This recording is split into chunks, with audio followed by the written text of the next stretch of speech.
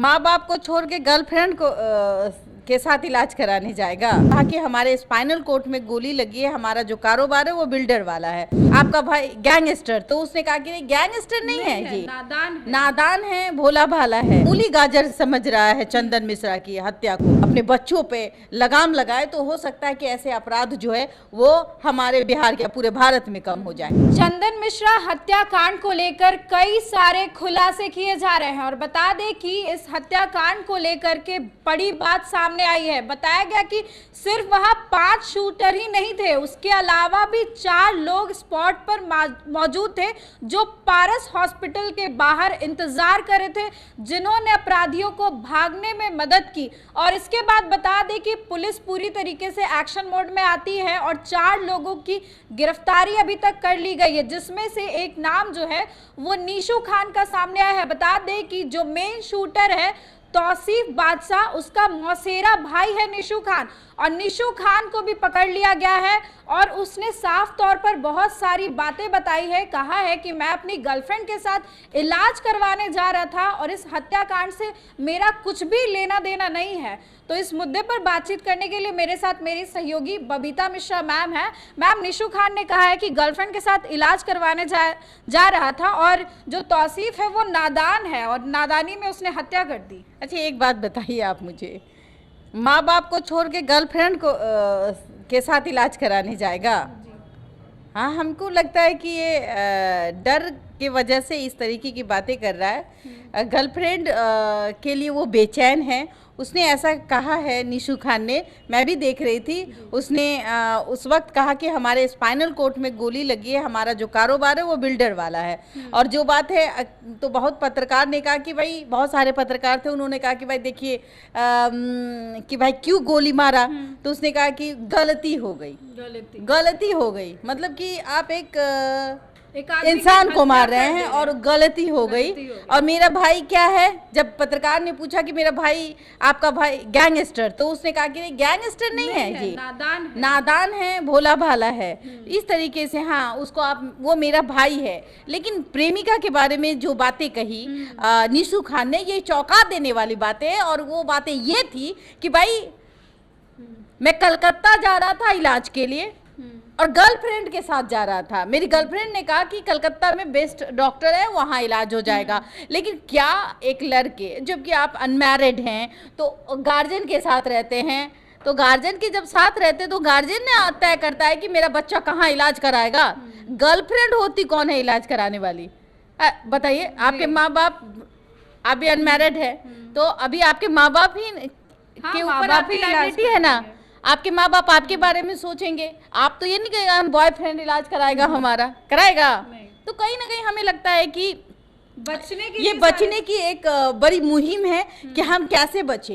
हालांकि जो एसएसपी महोदय हैं कार्तिके, उन्होंने कहा है कि जो निशु खान है उन्हीं के घर पे ये साजिशें रची गई थी, और जो गर्लफ्रेंड की वो बातें कर रहा है वो कहीं भी सत्य नहीं नजर आ रहा है। ये एसएसपी का बयान है। सबसे बड़ी बात है कि ये मूली गाजर समझ रहा है चंदन मिश्रा की हत्या को, और जिस तरीके से मूली गाजर को हम लोग उखाड़ देते हैं और कहते हैं अच्छा अच्छा ये तो सब्जी है, अच्छा ये सड़ गया तो फेंक दो, इस तरीके से कह देना कि भाई मेरा भाई निर्दोष, मतलब मेरा भाई ने गलती कर दी तो अब क्या हो सकता है, हमने कहा कि सरेंडर कर दो। तो आई गार्जियन भी बहुत मायने रखता है आज के डेट में। अगर गार्जियन अगर अपने बच्चों पे लगाम लगाए तो हो सकता है कि ऐसे अपराध जो है वो हमारे बिहार के पूरे भारत में कम हो जाए। इन लोग का खुद का भी आपराधिक रिकॉर्ड रहा है, निशु खान हो या फिर तौसीफ बादशाह, और सोशल मीडिया पर तो ये लोग हंगामा मचा के रखते हैं कि कितने बड़े बादशाह हैं। नहीं, देखिए एक होता है ना कि जब बच्चे बड़े हो जाते हैं तो अपने मन के मालिक हो जाते हैं, अपने पेरेंट्स की नहीं सुनते।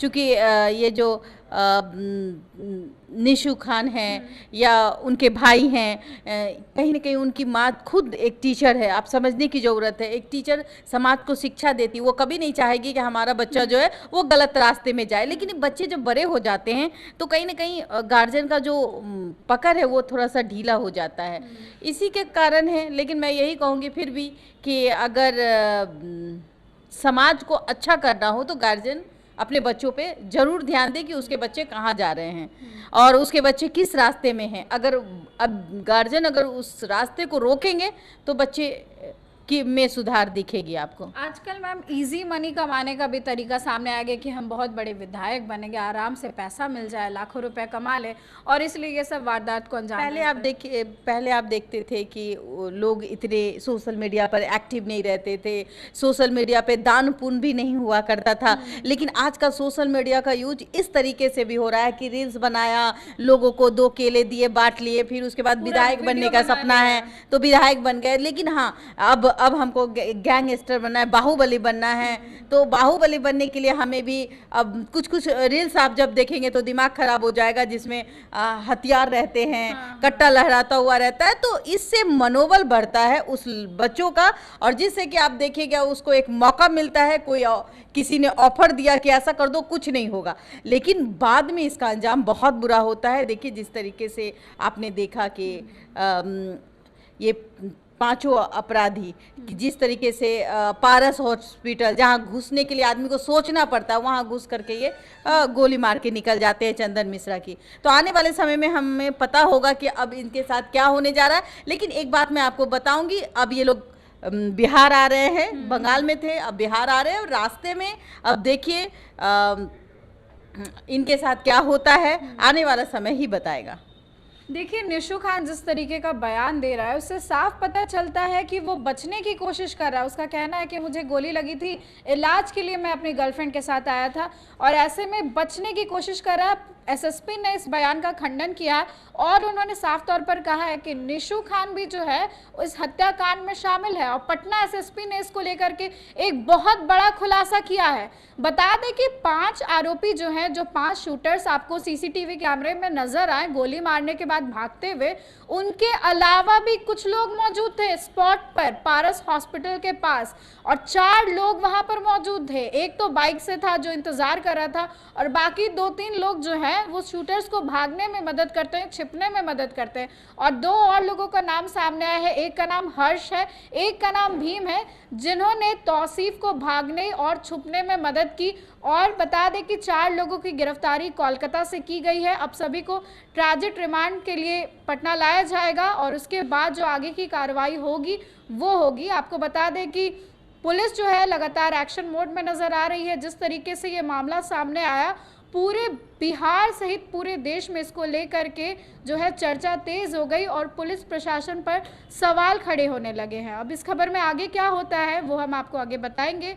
इस खबर में बस इतना ही। आगे की अपडेट्स के लिए देखते रहें देशवा न्यूज़।